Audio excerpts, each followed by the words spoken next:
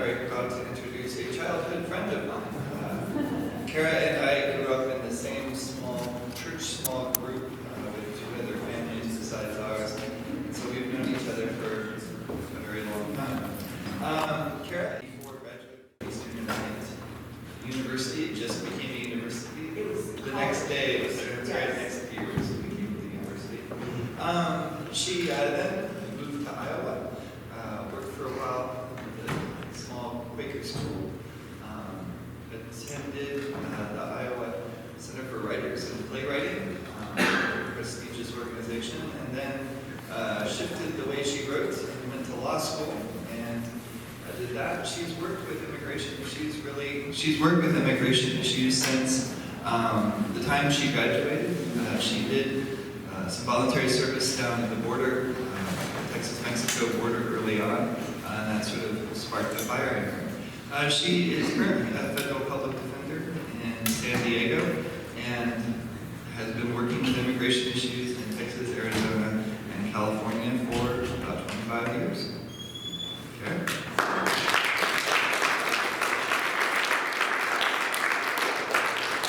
Can you hear me okay? Does that work all right? Okay. First of all, thank you all for coming. Does that sound strange? All right, is that right? Okay. Thank you all for coming. Obviously, immigration is a huge issue right now, and one of the things that I'm going to talk about a little bit today is how helpful some of the interest and advocacy has been among people in groups like this, and how valuable that has been to the work that I've done for a number of years. I talked to Julia before, what's your last name now? Julia Olivan, and it dawned on me that some of you may want to know who my parents are. My parents are, is it still working? My parents are Ken and Betty Hartzler. They now live in Belleville, Pennsylvania. They lived in Heston, Kansas for a number of years, but I know how nice it is to kind of know where someone came from and who some of their family members are. So, without further ado, I'm going to talk a little bit about what I've done over the last 25 years. And the format that I'm going to do it in is a little bit different. And this format came out of something that Vernon Jancy sent to me, the email that he sent to me. The email that Vernon Jancy sent to me saying, you know, what they were looking forward to in terms of me talking, and it went something like this. We'd like to give you the opportunity to share what's on your heart as the preachers in Monterey, Michigan always begin their sermons. So I'm going to take Vernon Jancy up on this, and I am going to do what I don't usually do in presentations, which is I'm going to allow myself to kind of rant. Maybe full-blown rant about immigration. It would be a gentle, kind rant, but I'm going to try and essentially talk about some of the things that are going on in immigration right now and how they either give me hope or don't give me hope. So there are things that make me lose hope right now when we talk about immigration. Can I still? No. Okay. Okay.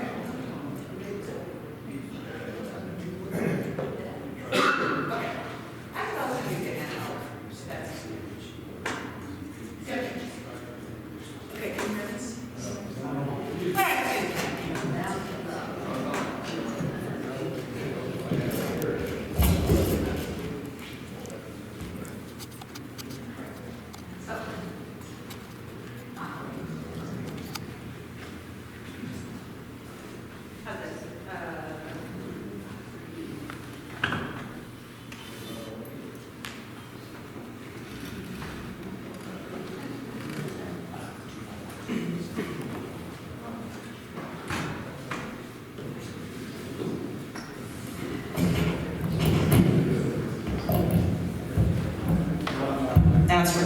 That works. There we go. Okay, we're good. Okay, so what about immigration right now makes me lose hope, and what gives me hope? And when I decided to sort of talk about it like in this format. I made myself a promise that I was going to give equal shrift to both sides, that I was going to talk about just as many things that gave me hope as that made me lose hope right now. And I thought that that was going to be a huge challenge, and I probably wouldn't be able to do it. But actually, it wasn't as hard as I thought it would be. And so, in no particular order, what I'd like to do this morning is kind of talk about things that give me hope, things that don't give me hope. I'm very open to any questions as we go through. We can also have some questions afterwards. But if there's something burning that I'm talking about that you want to ask me, please just raise your hand. And I know we may not have another mic, but I can repeat your question so that everyone can hear it. So feel free to interrupt me as we go through. I'm very happy to be interrupted. All right. So as you can probably pick up from this, what makes me hope are things in red. What makes me lose hope is in red. What gives me hope in green. So if you want to try and keep track of it that way. One of the things that makes me lose hope is a line that I think we've heard for probably the past 10 or 15 years. And that is, first we have to secure the border. Before we do comprehensive immigration reform, before we do anything, first we have to secure the border. And in my opinion, that is one of the most misleading, problematic ways of approaching immigration that you could possibly do. Why is that? Well, because everyone's idea of what securing the border is completely different. If you look at the rate of apprehensions along the southwest border for the last 50-some years, what you can see is that there was a kind of upward trend up until about 1986, and then there was a huge spike around 2000. But for the past 20 or so years, it's gone down pretty precipitously. And I just looked up the stats, it ends in 2016, but I just looked up the stats for 2017 and 2018, and they're a little bit above 2016, but they're right around what they were in 1976. So when we're talking about securing the border, I'm not sure what people mean other than, well, we want to create this false illusion, this false goal that can never be met. We want to keep sort of moving the yardstick, and no matter what you do, and no matter how many drones or helicopters or Border Patrol officers you put down on the border, it's never going to be enough. And so because it's never going to be enough, we can never get to any kind of comprehensive immigration reform. So if there's one phrase that drives me up the wall, it's that first we have to secure the border, because I don't know what that means. I don't know when you have secured the border. Does it have to be down to 0? Does it have to be below that line? And as long as we keep creating this sort of illusion of a benchmark that we have to hit before we get any kind of legislative fix, I think we're going to be in a problematic situation. We are in it right now. What gives me hope? Dreamers. Dreamers give me a lot of hope. Not because I think that they are necessarily going to, there's going to be a great answer anytime soon. I'm not sure there is. I can't guarantee there is. But what gives me hope about the Dreamers is that they were a totally new movement that no one anticipated. I started doing immigration law in 1994. And for the first while I would do it until, I would say the first, decade and a half that I was doing it, anyone who was undocumented was not going to come out and go to protests and, announce their presence in the United States and sort of dare the immigration officials to come and arrest them and put them into deportation proceedings. It just didn't happen. And so when this phenomena of Dreamers began, and we started seeing people come out in caps and gowns and saying, I'm undocumented, and announcing it at their, when they gave their valedictorian speech, I was blown away by the courage that it took to do that. And it was such an inspirational thing for me to see young people who could have everything that they'd ever known taken away from them, and were willing to stand up. And if they can do it, you know, how much can the rest of us do it when we have so much less at stake than they do? So dreamers give me a lot of hope, and they continue to. Erosion of protections for asylum seekers is probably the most troubling thing that I've seen in the last year. I am a critic of most administrations when it comes to immigration. I think Bill Clinton did some pretty awful stuff that I'll talk about in a bit. I think Obama, you know, was known as the porter-in-chief. There were also some great things that Obama did, but you know, I'm an equal opportunity critic in terms of some of the administration's policies. But what we have seen as immigration lawyers in the last year and a half is kind of on a whole new level. It is the systemic erosion of any kind of protection for people who are seeking asylum in the United States. Not only is it an erosion, it is quite possibly one of the cruelest series of erosions that I have seen in terms of the legal developments, in terms of the treatment of asylum seekers, and I'll just go through a couple reasons why, or a couple things that I've seen. First of all, there is a narrowing of the legal definition of who qualifies for asylum. Many of the asylum seekers that are coming to the southwest border right now are seeking asylum on the basis of a lot of the gang violence, cartel violence, domestic violence that's going on in Central America and other parts of Mexico and South America. And one of the things that the administration right now is doing is they're coming out with new legal precedent that says that those types of claims are no longer something that qualifies a person for asylum. And so that is a huge development, and it's been sort of overturned about 20 years or so of increasingly positive law that has been made in this area of asylum. And so to see that kind of setback and say, no, the types of claims that people have been winning for 20 years no longer are going to get you asylum, that is hugely, hugely concerning to me. You've probably seen a lot on the news about long lines at port of entries along the southwest border, that people are getting turned away. That is absolutely true. We started seeing that probably about 3 years ago, where someone has the right to go up to a person at the port of entry and say, you know, I request asylum. That normally what would happen is that person would, you know, they would be taken into custody. They'd be allowed to, you know, go through the process. But now what started happening is that when people go up to the border and they say, I want to request asylum, the Border Patrol will say, oh no, actually, we're not doing that anymore. Asylum's not available anymore. Or at the very least, well, no, you have to wait. And as a result of that, there have been these sort of de facto lines that have formed. In the last 6 months or so, the line at the San Diego Port of Entry has gone up to, I think, 7,000 people.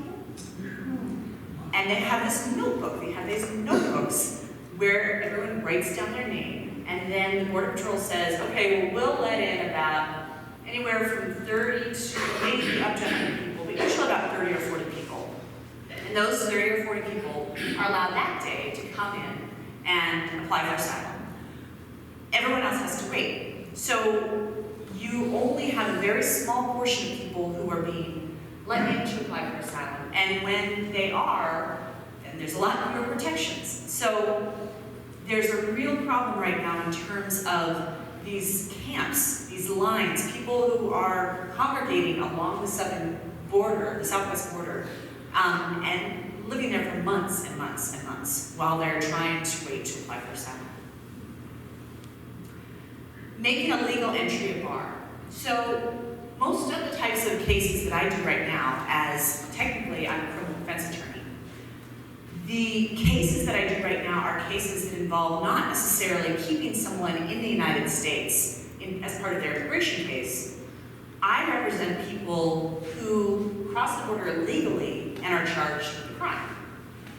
Now, I'll talk about this a little bit more later, but one of the things that has happened recently is this administration has tried to say that crossing the border illegally disqualifies you from being eligible for asylum. Now, that is directly contradicted by the language of the statutes itself. And in fact, one of the most conservative judges on the Ninth Circuit just flat said that is absolutely wrong. That is totally wrong. And so, but there's constantly these efforts to say, okay, well, even if it doesn't legally disqualify you, maybe if you came in without authorization, rather than waiting at the port of entry for 3 or 4 months at a tent, then maybe you shouldn't get asylum as a matter of discretion. So there's these constant efforts to sort of push away and diminish the ability that people have to get asylum in the United States. Then there's also the new Remain in Mexico policy. And the idea behind this is that if you have, say, a person who's coming from Central America, and they go to the port of entry and they apply for asylum, what the United States has done is it's basically created this policy with Mexico where it says, okay, well, you can apply for asylum, but while you're going through this process of applying for asylum, you have to stay and actually live in Mexico. So they've done this to about 250 people so far. And the irony is that they aren't very consistent about when the next hearing is. So for instance, there was a big kerfuffle about a week or 2 ago where someone said, okay, you've got a hearing on Wednesday, and so you have to show up at the port of entry at this date, at this time, and then they'll drive you to your hearing in San Diego. But then they changed the date. They moved it up by like 4 days. And so they didn't have any way of telling the person who was in Mexico, oh, actually now your court date is on a different date. And so when the person didn't show up to be brought to their hearing, the immigration lawyer for the government was saying, oh, well, we have to deport them in absentia. So there's just all sorts of problems, logistical problems, first of all, in terms of this policy and trying to bring people back in. But one of the bigger issues, as you can kind of see from this list, is if you have long lines, and if you have a policy of making people wait in Mexico while they're doing their asylum case, what that essentially does is it encourages people to cross illegally. So in other words, numbers 2 and 4 encourage people to enter illegally, which then triggers number 3 and makes you ineligible for asylum.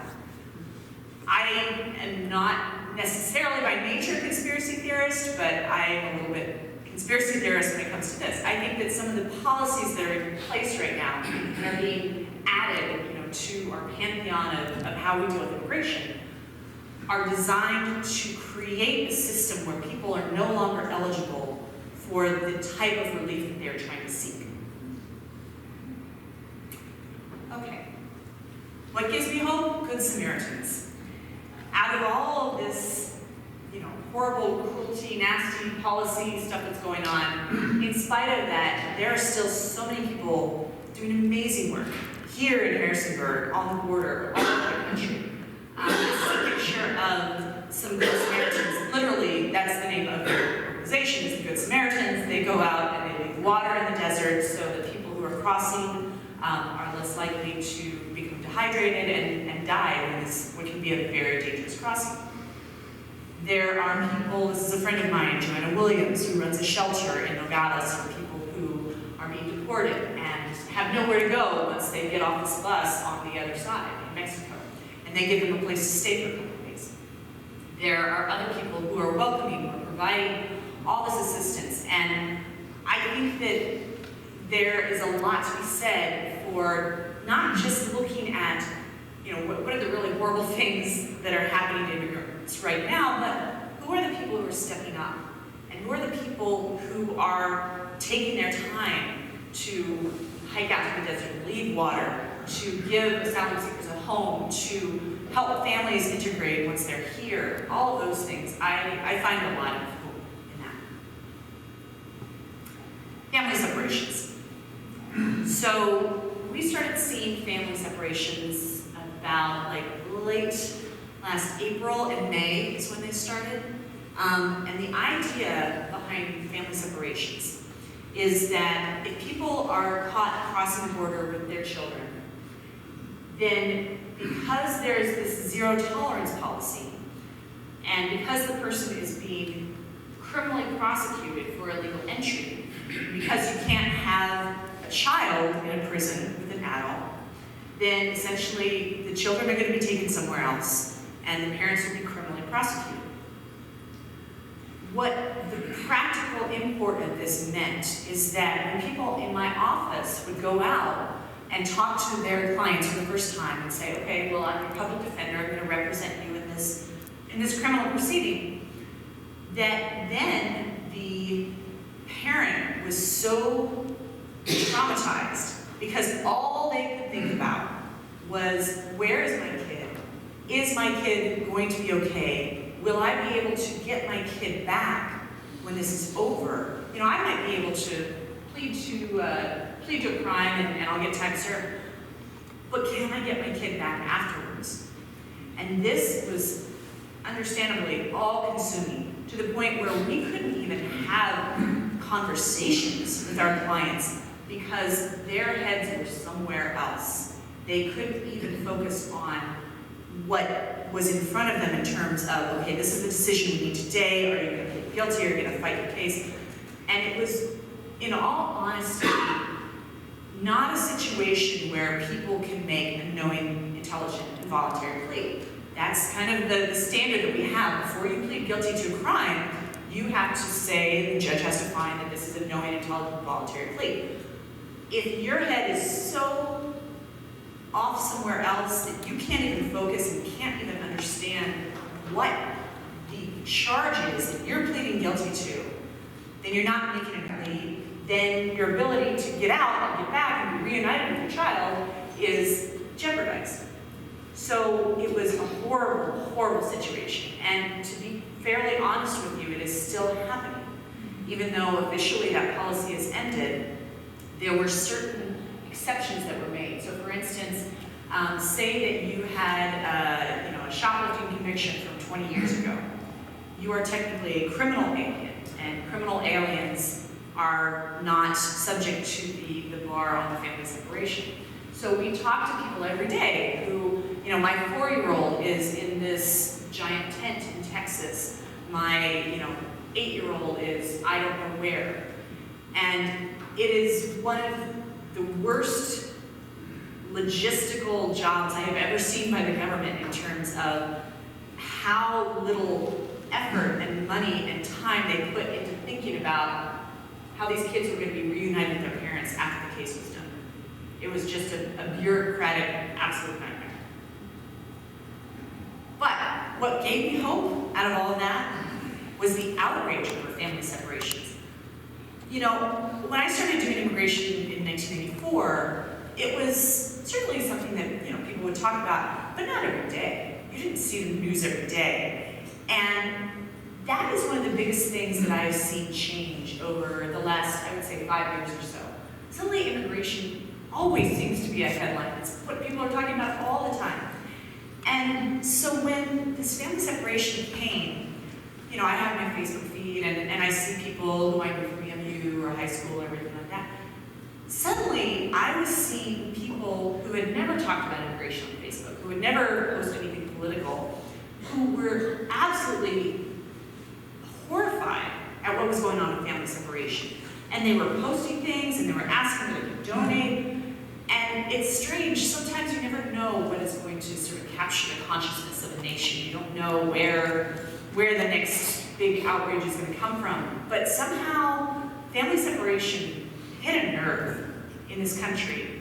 And that nerve was really gratifying for me to see. That people that I didn't necessarily associate or think of as being someone who would get upset or become an immigrant advocate suddenly were.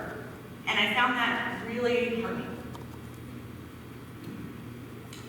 New judges. So when the 2016 election was going on, I was obviously not a fan of Trump. But one of the things that I really knew was going to happen, and unfortunately has played out, is that it wasn't just having someone in for 4 years. It was having someone in for 4 years who was going to nominate judges who were going to be in for 30 or 40 years. And most of the work that I do right now is actually at the appellate level. I practice almost primarily in front of the Ninth Circuit, Court of Appeals. And the Ninth Circuit has traditionally had this reputation of being a very liberal circuit. And in some ways it is. In other ways, not so much. And I can tell you that when I had a case coming up, the single most important controlling factor about what is going to happen with that case is who the judges are. Because I can have the exact same case and it will come out completely different depending on if it is Judge A versus Judge B. That is a discouraging thing for a lawyer who wants to believe that justice is blind and it should always be the same and we have certain laws and they apply equally to everyone. Not true. Not true at all. And so one of the things that I really am concerned about is not just what's happening for these 4 years, it's what's going to be the legacy of judges who are appointed and really carry forward this type of mean-spirited approach to immigrants for the next 30 or 40 years. But what gives me hope is some of the new politicians. A month or two ago, there were 2 representatives who came down and they spent the night on the sidewalk with an asylum family, a family who was seeking asylum. And they were basically protesting this whole system of having to put your name in a notebook and wait and go through that whole process. They said, look, there's nothing legal about that. That's not how you're supposed to do it. And so they essentially made this statement where these 2 congressional representatives went and slept on the sidewalk on a really cold night, and they stayed with this family until officials let the family in. And you can watch video of this on the internet. And what struck me about the video is that these congressional representatives were functioning as protesters. They were acting like protesters. They were basically, they were, talking to the officials, and they were saying, you have to let them in, you have to do this. And that's always the language I would see of someone who was, a lawyer, an advocate. It's not the language that I'm used to seeing from congresspeople. So there was something really heartening and that I gained a lot of hope from watching that. Dehumanizing rhetoric.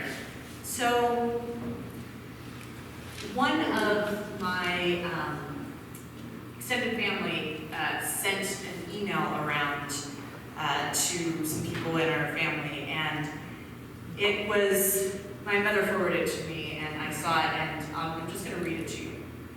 So this email is explaining, why would you vote for Trump if you don't think he's a good person or that sort of thing.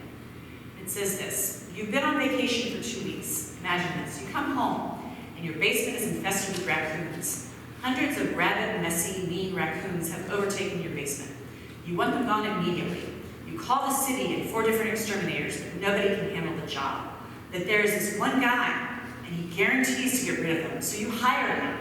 You don't care if the guy swears, you don't care if he's an alcoholic, you don't care how many times he's been married, you simply want those raccoons gone. And I read that, and I can't really express my reaction to it, but the idea that, the language that we're using in some of these is the language of raccoons, it's the language of cockroaches, it's not people who are fleeing desperate situations, it is the language of infestation. And that I find incredibly disturbing. And I find it incredibly disturbing that it is so prevalent and that it can be emailed out. And these are the kinds of things that really hurt my heart. To think about clients that I've had to be referred to like this. Positive images in pop culture. One of the new things that I've seen along with some of these are not just images of immigrants in pop culture, but positive images. Hamilton. It has this great line, immigrants, we get the job done. And a lot of the big themes of this very, very popular musical is immigrants and how they come and what they do and what they contribute to our country. I find that fact and the fact that there are a lot of young people who love this musical and are hearing that message over and over, I find wonderful. Roma, the music, the movie, I don't know if all of you saw it, but it's this beautiful movie of a director who grew up in Mexico City, and it's primarily focused on their indigenous housekeeper. And it really follows her story. And it's just the most quiet, beautiful movie with this indigenous woman as its heroine. And I love that. And not only did I love that, I loved the fact that she was then nominated for a Best Actress Oscar. And she went to the Oscars and she was wearing this beautiful dress.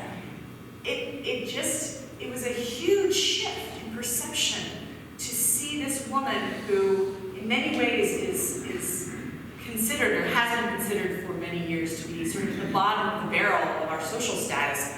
And yet, there she was, star of this amazing Oscar-nominated movie. And not only that, but you have Alfonso Cuarón, who was the director and writer of this movie, got up, and he would always get up to the mic and say, I love Mexico. Mexico's a wonderful place. And sometimes I don't feel like we always see countries where immigrants are coming from as being beautiful, rich, vibrant places that create the most amazing food and culture and music and arts and sciences. And so I love seeing those kinds of things in our pop culture.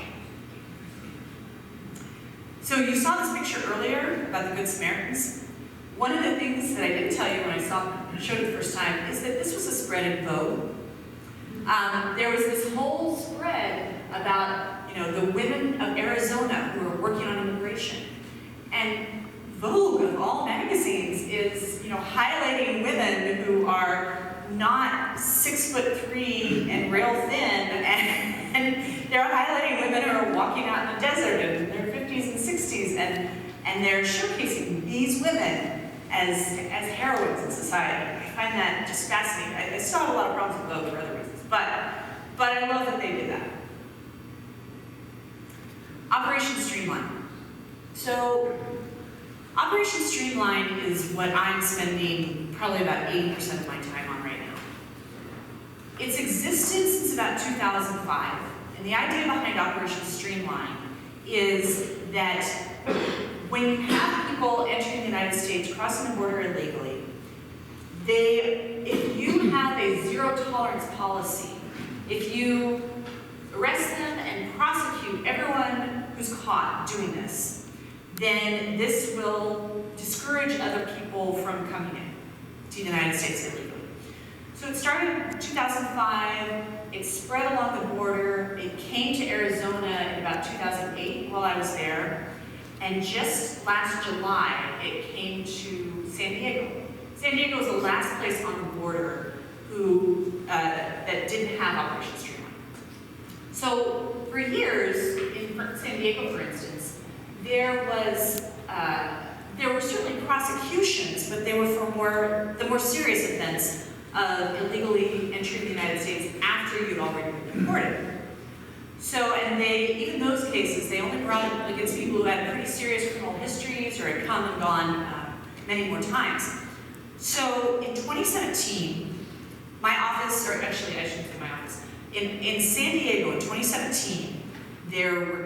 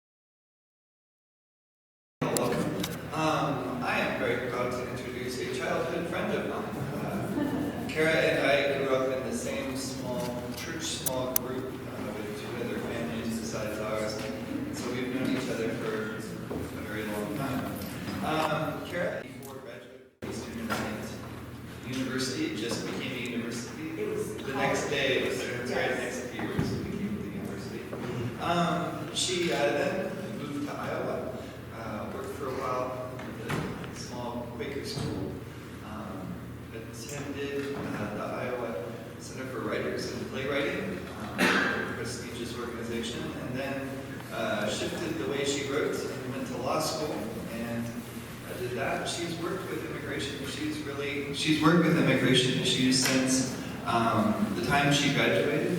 She did some voluntary service down at the border, the Texas-Mexico border early on, and that sort of sparked the fire in her. She is currently a federal public defender in San Diego and has been working with immigration issues in Texas, Arizona, and California for about 25 years. Okay.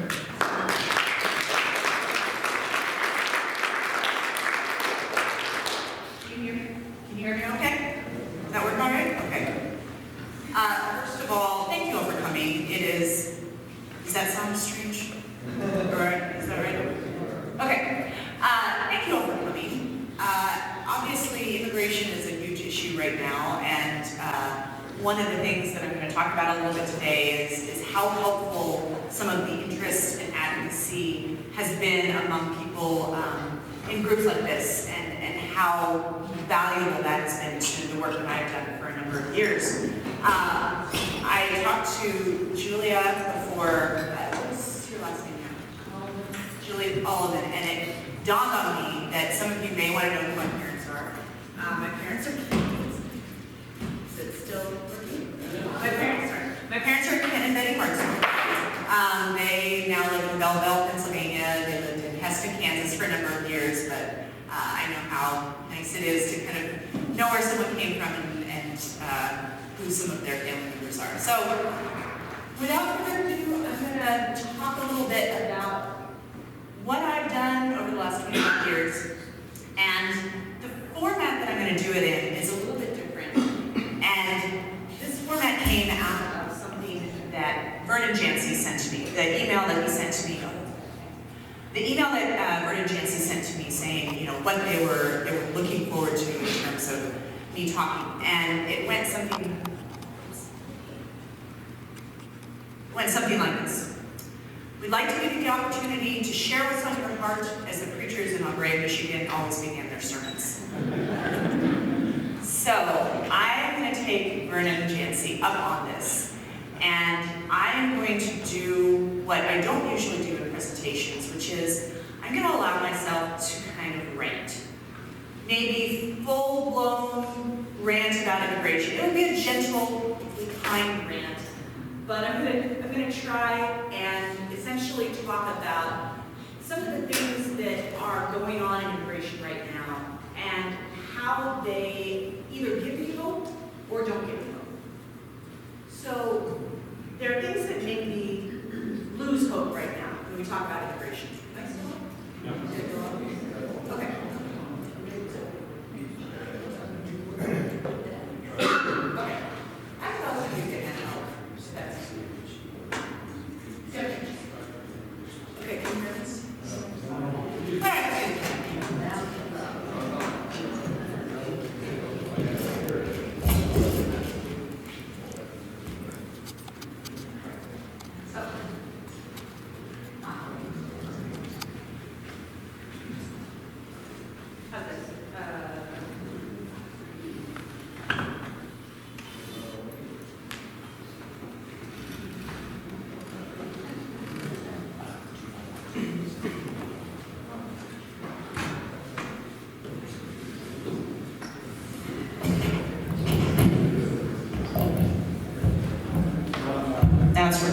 That works. There we go. Okay, we're good. Okay, so what about immigration right now makes me lose hope, and what gives me hope? And when I decided to sort of talk about it like in this format, I made myself a promise that I was going to give equal trip to both sides, that I was going to talk about just as many things that gave me hope as that made me lose hope right now. And I thought that that was going to be a huge challenge, and I probably wouldn't be able to do it. But actually, it wasn't as hard as I thought it would be. And so, in no particular order, what I'd like to do this morning is kind of talk about things that give me hope, things that don't give me hope. I'm very open to any questions as we go through. We can also have some question time afterwards. But if there's something burning that I'm talking about that you want to ask me, please just raise your hand. And I know we may not have another mic, but I can repeat your question so that everyone can hear it. So feel free to interrupt me as we go through. I'm very happy to be interrupted. All right. So as you can probably pick up from this, what makes me hope are things in red. What makes me lose hope is in red. What gives me hope is in green. So if you want to try and keep track of it that way. One of the things that makes me lose hope is a line that I think we've heard for probably the past 10 or 15 years. And that is, first we have to secure the border. Before we do comprehensive immigration reform, before we do anything, first we have to secure the border.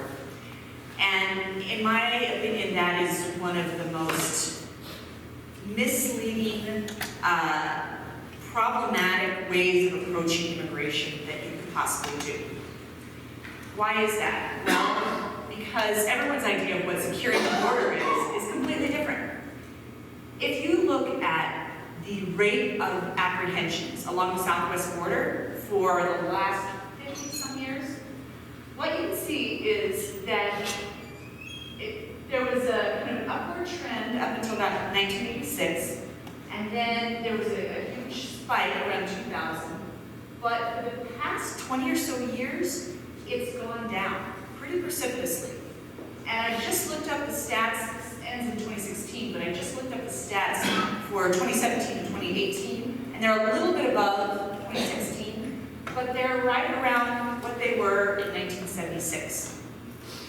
So when we're talking about securing the border, I'm not sure what people mean other than, well, we want to create this false illusion, this false goal that can never be met. We want to keep sort of moving the yardstick, and no matter what you do, and no matter how many drones or helicopters or Border Patrol officers you put down on the border, it's never going to be enough. And so because it's never going to be enough, we can never get to any kind of comprehensive immigration reform. So if there's one phrase that drives me up the wall, it's that first we have to secure the border, because I don't know what that means. I don't know when you have secured the border. Does it have to be down to 0? Does it have to be below that line? And as long as we keep creating this sort of illusion of a benchmark that we have to hit before we get any kind of legislative fix, I think we're going to be in a problematic situation. We are in it right now. What gives me hope? Dreamers. Dreamers give me a lot of hope. Not because I think that they are necessarily going to, there's going to be a great answer anytime soon. I'm not sure there is. I can't guarantee there is. But what gives me hope about the Dreamers is that they were a totally new movement that no one anticipated. I started doing immigration law in 1994. And for the first while I would do it until, let's say the first, decade and a half that I was doing it, anyone who was undocumented was not going to come out and go to protests and, announce their presence in the United States and sort of dare the immigration officials to come and arrest them and put them into deportation proceedings. It just didn't happen. And so when this phenomena of Dreamers began, and we started seeing people come out in caps and gowns and saying, I'm undocumented, and announcing it at their, when they gave their valedictorian speech, I was blown away by the courage that it took to do that. And it was such an inspirational thing for me to see young people who could have everything that they'd ever known taken away from them and were willing to stand up. And if they can do it, how much can the rest of us do it when we have so much less at stake than they do? So Dreamers give me a lot of hope, and they continue to. Erosion of protections for asylum seekers is probably the most troubling thing that I've seen in the last year. I am a critic of most administrations when it comes to immigration. I think Bill Clinton did some pretty awful stuff that I'll talk about in a bit. I think Obama, was known as the quarter-in-chief.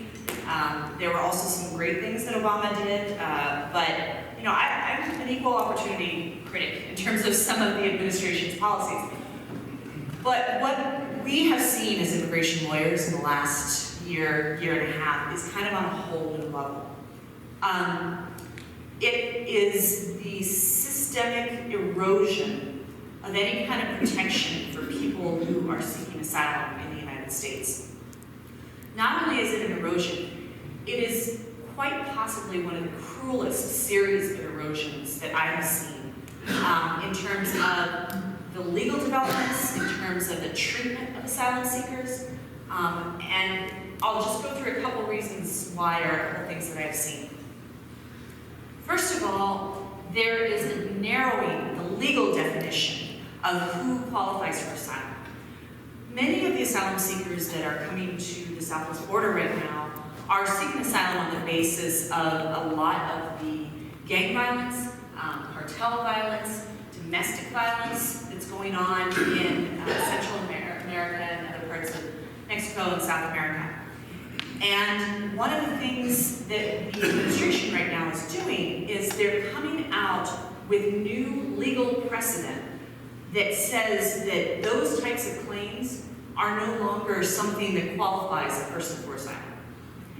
And so that is a huge development, and it's been sort of overturned about 20 years or so of increasingly positive law that has been made rather than just not make it'll ever happen again.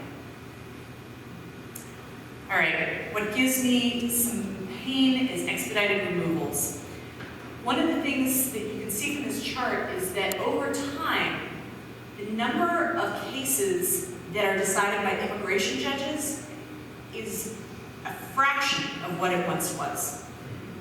In other words, on this last one that you can see in 2012, basically the dark part is cases that were decided by immigration judges. Other cases in there were either people who were voluntarily returned, but mostly the red and blue are cases where people were removed by Border Patrol officers. And what happens when people are removed by Border Patrol officers because they were caught a certain distance from the border or because they had a prior order, is Border Patrol officers aren't accountable to anyone. We can't go after them in court. We can't say, oh, you messed up this order, or you did this, because in almost every case, there is no legal avenue for us to challenge the fact that this Border Patrol officer said, oh no, he didn't tell me he was scared to go back. So that is a huge concern because there is increasingly a black hole of cases where people are deported, but there's no way for us as lawyers to get at it. There's no way to go after those orders. Movement towards universal representation. Now, even though this is an incredibly sad picture because it represents the idea of children who have to represent themselves, this is actually an area where we are making progress. About 5 years ago, there was a big case that challenged the idea that people who are mentally ill could be removed by an immigration judge without being appointed a lawyer. And now there's this great program, it's called Franco, and essentially, you will, if the immigration judge identifies someone as being mentally ill, they will appoint them a lawyer in immigration court. Normally, people in immigration court, have no right to an appointed lawyer, but we're carving out these small groups of people who might soon, under the law, have a right to an appointed lawyer. The Ninth Circuit is considering en banc right now the issue of whether children should be appointed lawyers in their immigration proceedings. Initially, the three-judge panel denied that appeal, but at least half the judges of the Ninth Circuit voted to rehear that case. And so it's possible that the Ninth Circuit could come out with a decision saying, no, children have a right to be represented by a lawyer in immigration court. Violence and poverty in Central America is, I think, possibly one of the most disturbing, critical factors that affects our immigration situation right now. Guatemala has a poverty rate of, I believe, 50%. Honduras has a poverty rate of 60%. I'm not sure exactly what El Salvador is, what their rate is, but most of what you are seeing on the southwest border right now is the result of this. There is a huge amount of gang activity, there's a lot of violence, there's a lot of extortion, there's very few opportunities for stability. And until that is somehow addressed, I don't see an end to what's going on right now. I don't see a stemming of the flow of people coming and trying to apply for asylum in the United States. So that is a huge concern. What gives me hope is this idea that I've been hearing about lately, probably started maybe 4 or 5 months ago. It's the idea of a Central American Marshall Plan. As we all know, the Marshall Plan was this post-World War II program that basically helped to rebuild Europe. And so a lot of politicians are talking about this idea now. What if we had a similar infusion of money and talent and resources that could help rebuild Central America in a way that would make it so it was less likely that people are going to have to flee? So I'm very sort of hopeful about that idea, that it may take off. And I would love to see how this develops, because I think there is no way to enforcement our way out of this crisis. I'll just say that. As long as you have poverty and people fleeing because they fear they're going to be killed, there is not going to be a fence you can build or a law that you can make or a jail that you can put people in that is going to stop what's happening right now. What you need to do is basically create a situation where people are not going to feel the need to flee in the first place because of violence, because of fear, because of poverty. Obstacles to legal status. One of the worst things that happened to immigration law in the last couple decades is a bill called IRA, the Illegal Immigration Responsibility Act of 1986. It created all of these new ways of deporting people who are currently here and keeping people who would, have the otherwise ability to come here outside of the United States. So, for instance, if you come to the United States and you overstay your visa, and you overstay your visa by about 6 months, if you leave and then try to come back because maybe you have, you married a U.S. citizen, something like that, you've triggered a bar. If you stay for a year, you've triggered a 10-year bar. If you get deported and then try to illegally come back and are caught, you are barred for life. Now, sometimes there are pardons you can ask for, but the thing that this does is it basically triggers a situation where if people have triggered this bar, they are not going to try to go in the right way. They're not going to try to go through the legal process. They're going to say, well, I'm barred. I might as well just try and get back to my kid by entering illegally because my kid is in a hospital in Tucson, Arizona, and there is no way that I'm not going to do everything I can to go there. So I think to address some of these bars that are set up is really necessary before we have the idea that people aren't going to try and come back. Quotas on visas. So right now, if you are for instance, a U.S. citizen, and you put in a visa for your brother or sister, the wait time is about 20 years. So again, if you're in a situation where you're the brother or sister and you think, I have to wait 20 years to have any way of getting legal status in the United States, again, it just sort of sets up a system where it is encouraged that you are going to enter illegally, particularly if you have issues of poverty, violence, family in the United States. Criminal bars. The IRA, the Clinton law in 1996, vastly expanded the legal grounds on which people could be found to be deportable or ineligible to get status. And for instance, it used to be that to have an aggravated felony, you had to have a certain type of pretty serious crime and you had to serve at least 5 years in prison. Now a misdemeanor can be an aggravated felony. It could be something that you never did any jail time on. It could be something you got probation on. So the definitions of crimes that we use to keep people out or deport people have vastly expanded. The state and local protections of immigrants. Again, I think 15 years ago, I never, ever would have imagined that all of these cities and states would be passing these ordinances saying, no, ICE can't turn this person over. No, you can't, advise immigration that this person doesn't have lawful status. And that's huge. I can't believe sometimes that that's happening as often as it is, but I think it's really, it gives me some hope. The absence of the functional guest worker program, I think that, what kept immigration as a functional thing for a certain number of years is the ability that people had to come in and work for a couple months, and then, if they made a little money, they could go back home part of the year, come back. Now, because of the really heavy trend towards enforcement on the border, people are coming and staying rather than doing this sort of cyclical seasonal work.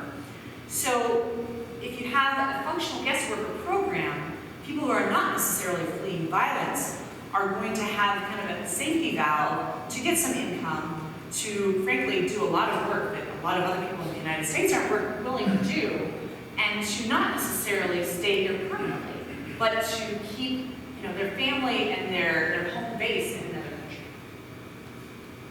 Cheesy TV storylines on immigration. When I need some sort of escape and I watch a really cheesy legal show or something like that, invariably now, there's always the immigration storyline. They'll have the immigration episode and this person's getting deported, and sometimes it drives me crazy because they get the law so wrong. But I am very excited about the fact that this is now a thing. And when you see it in these cheesy, TV dramas, it's usually almost always sympathetic towards immigrants. And I appreciate that. Now, short-sighted trade policies. So just to go through this kind of quickly, there are, in 1994, NAFTA passed. It meant that small-scale Mexican corn farmers were competing against heavily subsidized U.S. farmers. Prices in Mexican corn plummeted.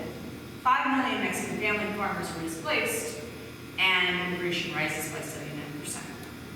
So you've got this kind of cause and effect where our trade policies, our foreign policies, they all contribute to the immigration effect that we end up with. So I would love to see there be more cognizance or foresight in terms of how our trade and our foreign policy affects immigration. The transformation of Arizona, this is my last one. When I moved to Arizona in 2005, these 3 people basically ran the state.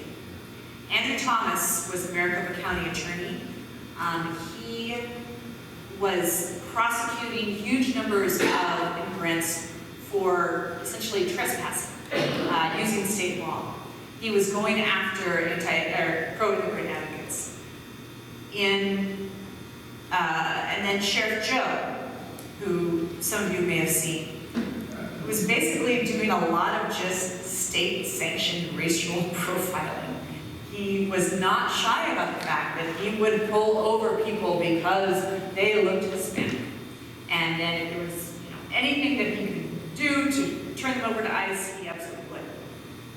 Russell Pierce was one of the big proponents behind SB 1070, the Show Me Your Papers bill.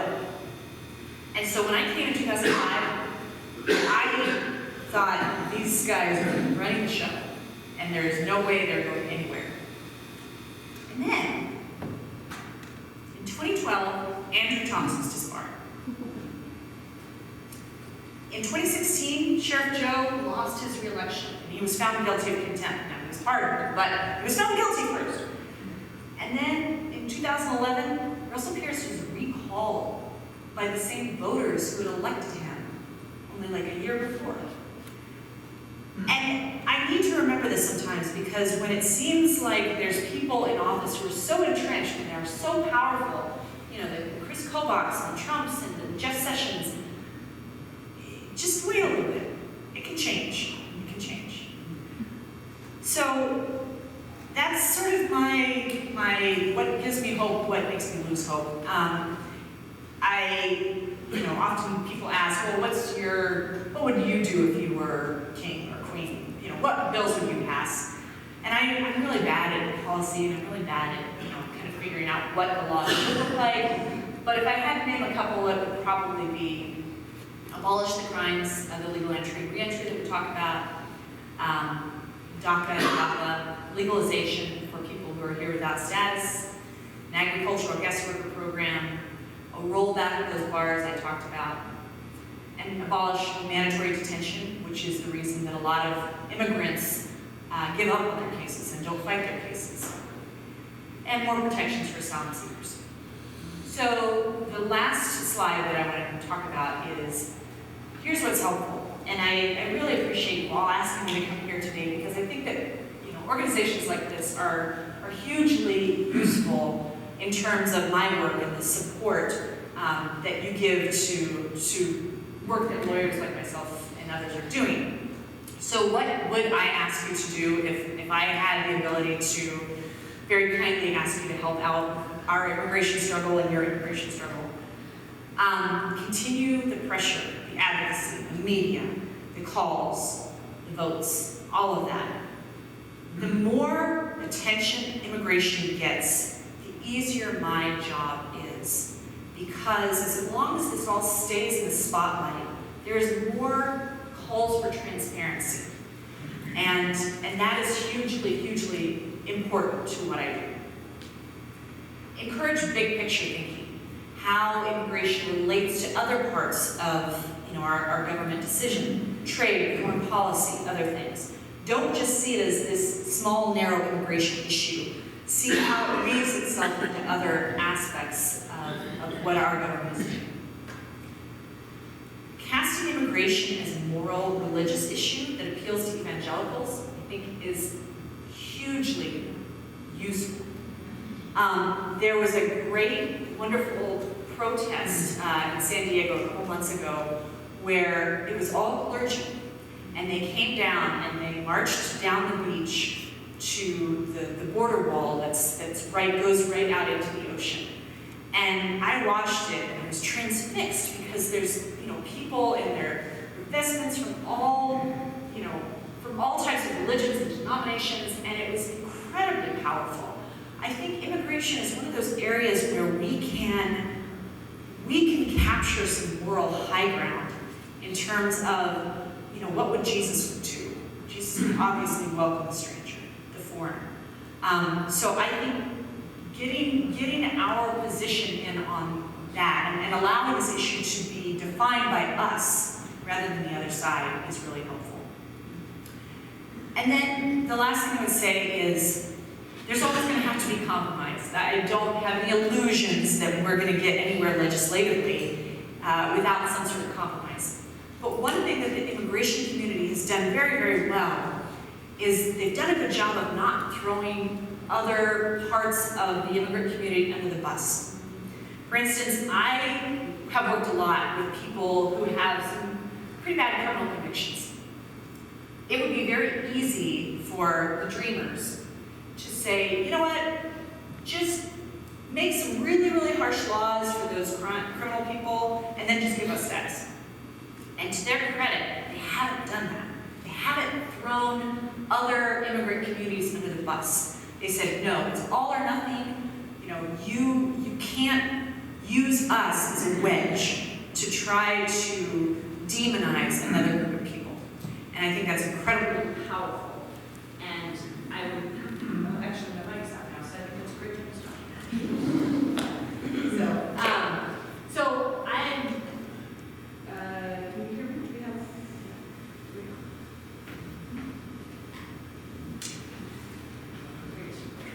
Okay. So that is basically what I have, and I am happy to answer questions. Happy to hear any comments or thoughts that other people have. Yeah.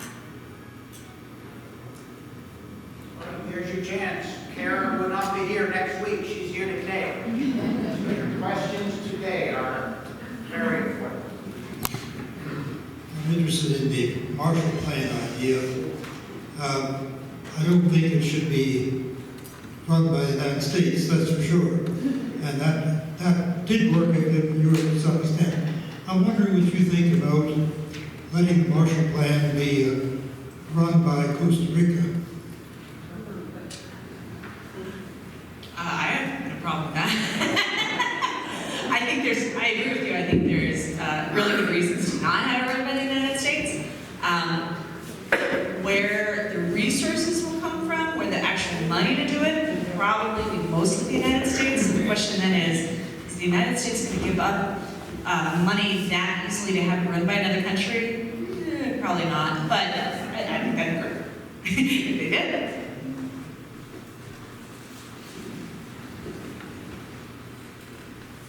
Thanks a ton. It's really interesting. So a bunch of years ago, when Rajiv Gandhi was the president of India, the American president and government was trying to get him to accept American insurance, banking, finance, other kinds of capital. And Gandhi said, well, we might do this if you let Indian labor cross your border freely. And of course, the American government said no. So my question is, do you support open borders? Not for capital, but for, in this case, people. Oh, great. Okay, but I can run a little bit, all right. In theory, yes, I do. If I were just talking about human rights, inherent human dignity, I would absolutely support open borders. I think it would be a really interesting experiment to see what would happen if we did have open borders. That is a concept that is so far out of the realm of possible to me in terms of it being realistic that I don't spend a ton of time thinking about it. And I wouldn't say that I'm out there campaigning for it, because I personally have just found that there are other ways that I think I am better at advocating for things. So in theory, yes. In practice, I think it's really tough. Let's say why or why not?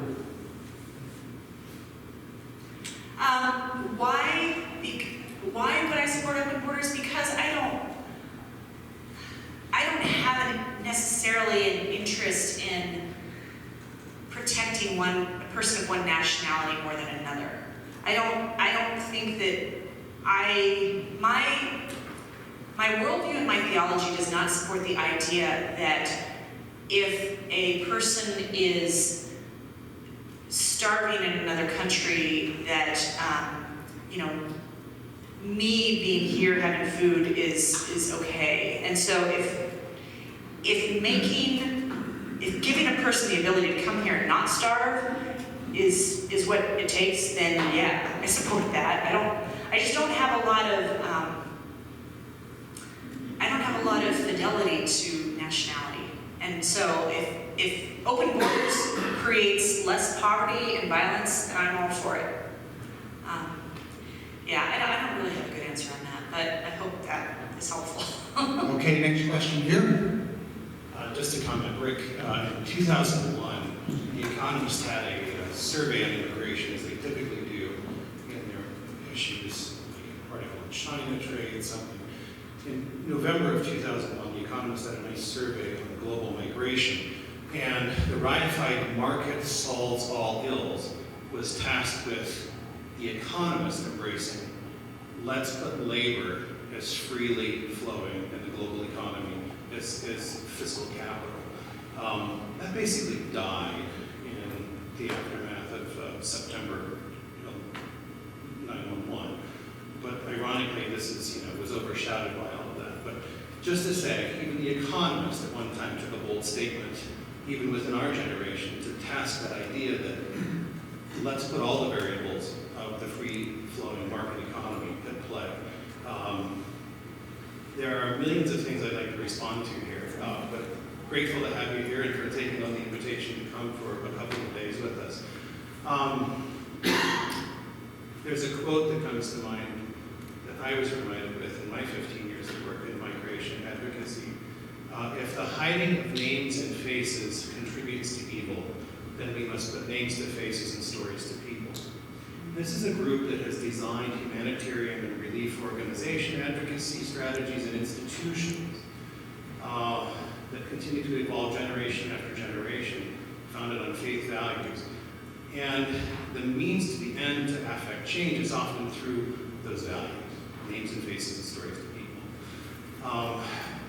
I like the binary red-green, hopeless, hopeful, because that strategy just withers and grinds, and it's so hard to keep trying to speak truth to power. It's even harder in our own midst, where we, as congregants and citizens, often fundamentally don't realize what it is we're talking about. I don't think we have an honest conversation in our Anabaptist tradition of what citizenship actually means. We have this two-kingdom theology that I think is more mythical to our tradition, rather than specifically tasked to what does it mean to be an Anabaptist Christian with this perceived set of tenets of faith and values that embraces and responds to the complexities of our culture, that responds to these particular issues. And it's the U.S. military that I think would be an interesting conversation to have around this. Margaret Stock and Donald Kerwin have written extensively around the nexus of human security and citizenship, and they've asked the ambitious question, who is it that we say that we are? I don't know, is there a question in there? What advocacy would you have for a tradition that you and I both walk alongside of, but we're intimately part of? What gentle encouragement would you have for us to have conversations about citizenship in the face of this? Yeah. You know, if I had to say one reason why I do what I do, it is my heritage, my Anabaptist upbringing. I think that, you know, some may disagree, but I think that everything I try to do in my work is very biblically based. Now a lot of people say that, but I think that shouting our values from the rooftops in the immigration context is a great place to start.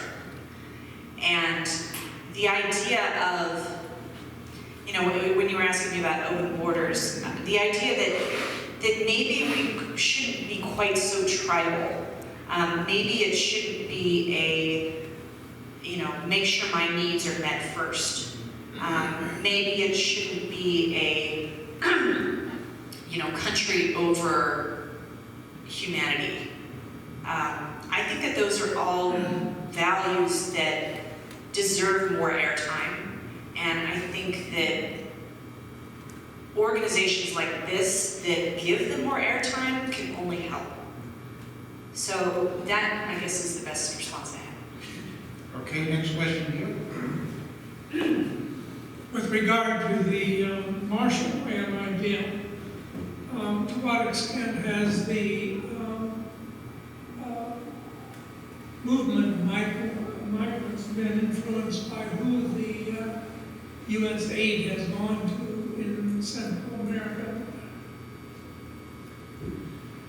That's a great question, and I don't know enough about you know, the specifics of aid to be able to draw some really good connections with that. Does anyone else have sort of better perspectives on that than I do? I just don't know a lot about some of the direct connections. Earl Martin. Thank you for this this powerful presentation. I'm wondering how you feel about the strategy to call for the abolishment of ICE as a political strategy. Abolish ICE is another one of those things that blows my mind, because I have been doing this work long enough. I mean, for a long time it was INS, it wasn't ICE. But the idea of abolishing that is so crazy and radical to me, and I love it. But I have a hard time seeing what it would work like in practice. So I like it, and I have a good friend who just wrote an op-ed on this, and she said, you know, you could probably get rid of maybe at least 90% of ICE, maybe not all of it. So not a full-on abolishment, but a very sharp narrowing of ICE. I think it's more probably powerful as a sentiment than a reality. And to the extent that it is radical and makes people think and challenges the idea that, do we really need this? I think that's really useful. Whether it could work in practice, I am skeptical, but that may just be because I've been doing this for too long with the, you know, indoctrinated notion that of course it's always going to be good. Okay, another question here, and maybe one more. Hey, Lee. My question is, with the private detention centers, that to get out of there, people have to pay like $12,000 to $15,000. What's the reasoning there? So I assume you're talking about bond for immigration. Okay, so the law requires, or the law at least says that the minimum bond that you could give someone would be $1,500. And there's no maximum. So what the amount ends up being varies a lot from judge to judge. In Arizona, you know, there were judges who would give 50,000, 75,000 bonds, and there were some who would give 1,500 bonds. I think that they do tend to maybe center around, depending on the case, center around something like, you know, 5,000, 10,000, 12,000, something like that. You know, that is a very judge-driven decision. And you can appeal a bond if a judge gives it to you, but then that goes up to immigration appellate court in DC that is probably not going to overturn it in most cases. I think maybe one of the better ways to go about it is to think about these revolving bond funds, where there's organizations that have, you know, raise money and then essentially pay immigrant bonds, and then when the person's case is over, they get the money back. We started working with an organization called the Bail Project, and for about 2 months during Operation Streamline, what was happening is the Bail Project would come in, they would pay our clients bonds, which were usually about $1,000 each. If the person was trying to apply for asylum, they would go into ICE custody and start their asylum case. If they weren't, they would get deported and the bond money would come back. And when that happened, their criminal case would get dismissed. So we got about 800 cases dismissed because we had this organization that was paying these bonds. And it was incredibly effective. And because it was so effective, then of course, the government totally changed the system and shut it down so that we couldn't do it for certain reasons. But I think there is a lot of progress that can be made on organizations that have, you know, some sort of capital and are willing to use that capital as essentially a loan while this person is fighting their immigration case. I think that's a hugely effective tactic. Okay, a closing question, Roman Miller. This goes back to, I think it's about the first or second slide that you showed. Now, this was an hour ago, so my memory may not be right. But you had a slide that I think showed a graph with apprehensions, and you had it under the context of border security. Could you connect those dots? In other words, how do you relate the apprehensions to border security? Is that a positive correlation, negative correlation? Anyway, can you just speak to that just a bit more? I might have a follow-up. So I am not necessarily, I think myself, equating it to border security. I think this is how it is, border security is traditionally seen in terms of, well, let's say it this way. Many people would see that the more apprehensions you have, the more people are crossing, and so the less border security we have. I agree with you, I'm not really sure that's an accurate measure of it, but I think that is how it is frequently seen. But I'd be curious to hear, your take on it. I mean, if you took that graph and you looked at how many apprehensions does North Korea have, I mean, there's a mindset here that's not right, I don't think, in trying to hook this to border security, regardless of one's politics on border security. That's my only point. And so I spent probably the next few minutes and missed your next 3 points while I was trying to bring things out.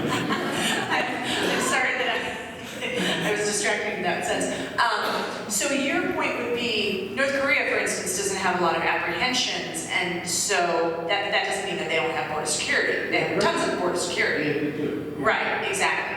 I agree with that. I am using this more as a metric of how most people, including our government, would see that this is tracking the levels of immigration. In other words, if you are seeing that, say that for every one person who gets apprehended, 2 people get through, then what that would suggest is when the rates were really high of apprehensions, then twice as many people were actually getting into the United States. I don't necessarily think that that's always the case, but I think that that is frequently how it's seen.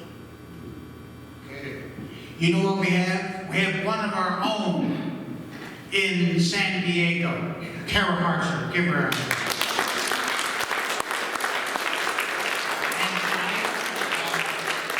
tonight, continuing in the Alpine lecture, time and place. Hold on, not tonight. Don't show up tonight. Tomorrow night, Tuesday night, 7 p.m. at Martin Chapel. The Kind Lecture Series will feature Kara Hartzler once again. And I forgot to pull up the title. 25 years of wandering around in the desert. Basically, yeah, basically. Related to immigration. And just so you know, if you're interested, I would say probably about half of what I will be presenting at the Kind Lecture is going to be totally new. I'm going to be doing a lot more tracking of the history of some things. So, if you've gotten your fill, I completely understand. But there will be new things I will be talking about that are not necessarily in this presentation. And the other thing that we'll have is that will be a reception afterwards, and at the reception there will be 3 of our local organizations that deal with immigrant issues. New Bridges will be there. Virginia Organizing, which is headed by Isabel Castillo, who has been a very prominent dreamer and is pushing things forward. And then also Church World Services will all be set up there, talking about what they do here locally for advocacy in this area. So please come out. Thanks.